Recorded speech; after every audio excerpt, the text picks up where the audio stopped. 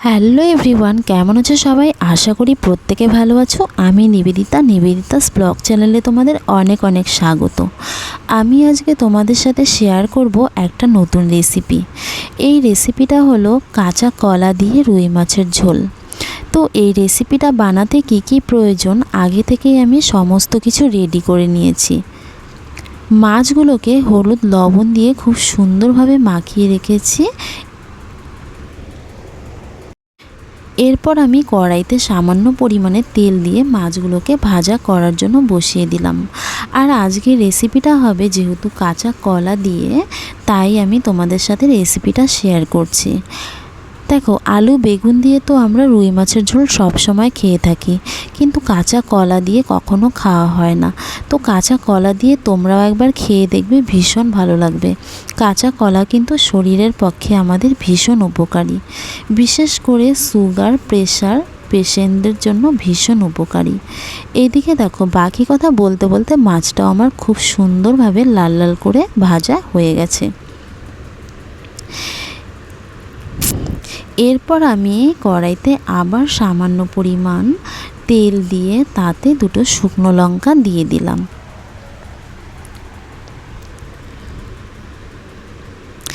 এবার কিছুটা গোটা জিরে দিয়ে আমি আগে থেকে যে কাঁচা কলাগুলোকে রেডি করে রেখেছিলাম, সেই কলাগুলোকে এবার আমি দিয়ে দেব। তো দেখো, কলাগুলো দেওয়া হয়ে গেছে। এবার আমাকে কলাটাকে লাল লাল করে ভেজে নিতে হবে কিছুটা সময় ধরে।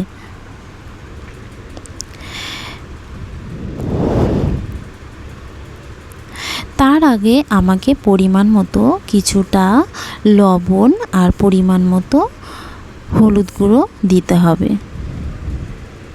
তো দেখো, এদিকে আমার অলরেডি লবণ আর হলুদটা দেওয়া হয়ে গেছে। আমাকে এবার কলাটাকে লাল লাল করে একটু ভেজে নিতে হবে। তারপর আমি এর মধ্যে মশলা অ্যাড করব। আগে থেকেই আমি মশলা রেডি করে রেখেছি, আর সেই মশলার মধ্যে রাখা আছে কাঁচা লঙ্কা, জিরে বাটা আর হলো আদা বাটা। তো দেখো, কাঁচা কলাটা অনেকটা লাল হয়ে এসেছে। এবার আমি মশলাটা দিয়ে দিলাম। এবার আমাকে কাঁচা কলার সঙ্গে মশলাটা ভালো করে মিক্সড করে আবার একটু ভেজে নিতে হবে।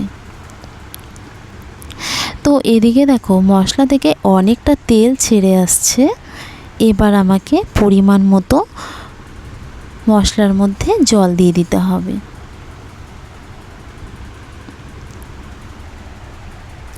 তো 10 মিনিটের জন্য আমি এবার গ্যাসটাকে হাই ফ্লেমে দিয়ে দেব।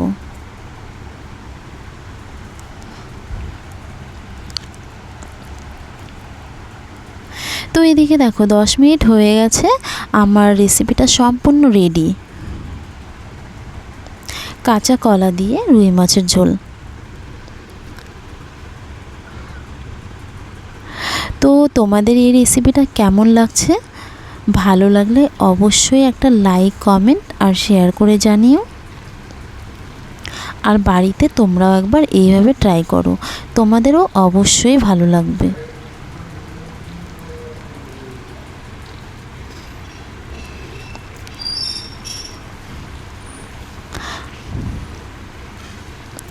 আর আমার এই রেসিপিটা ভালো লেগে থাকলে পাশে থাকা বেল আইকনটিকে সাবস্ক্রাইব করে দিও, যাতে আমার প্রত্যেকটা ভিডিও তোমাদের চ্যানেলে গিয়ে পৌঁছায়।